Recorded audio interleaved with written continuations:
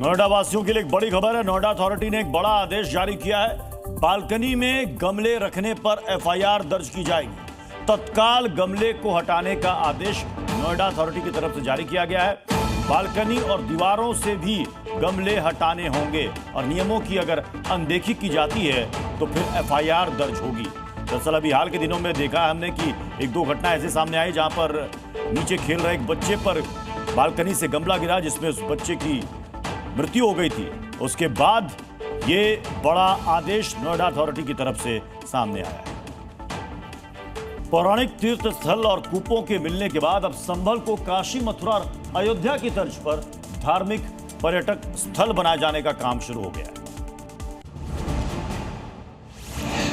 उत्तर प्रदेश के संभल में मिले पौराणिक तीर्थ स्थल और कूप को संवारने के लिए नगर पालिका ने काम शुरू कर दिया है। संभल को काशी, मथुरा और अयोध्या की तर्ज पर धार्मिक पर्यटन स्थल बनाए जाने का काम हो रहा है।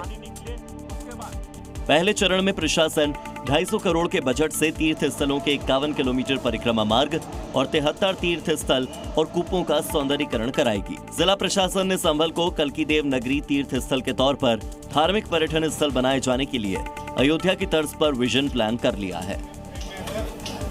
कुछ दिनों पहले सूरजकुंड, कुरुक्षेत्र, विजय तीर्थ, श्वेत दीप समेत कई तीर्थों के विकास और सौंदर्यीकरण के लिए योजना बनाई गई थी और 8 तीर्थों और 2 कूपों का प्रस्ताव वंदन योजना के तहत शासन को भेजा गया था, जिसके बाद सरकार ने बजट को मंजूरी देते हुए 250 करोड़ आवंटित किए।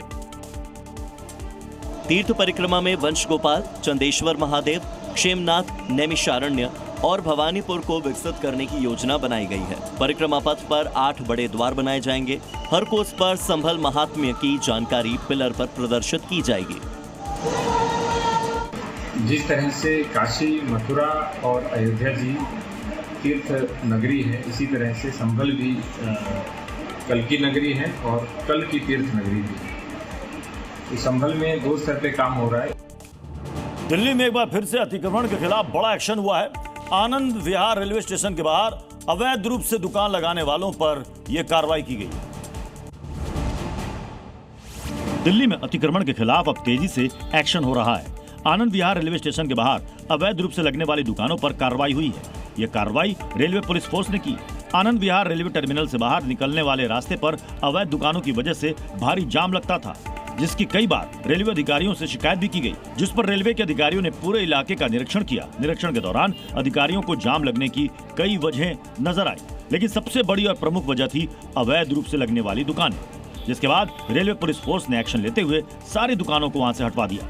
तस्वीरों में आप देख सकते हैं कि कैसे दुकानदारों ने अवैध तरीके से रास्ते में दुकान लगाकर इस पर कब्जा कर रखा था और यहीं पर ऑटो और टैक्सी चालक भी खड़े रहते थे, जिसकी वजह से पूरा रास्ता बंद हो जाता था।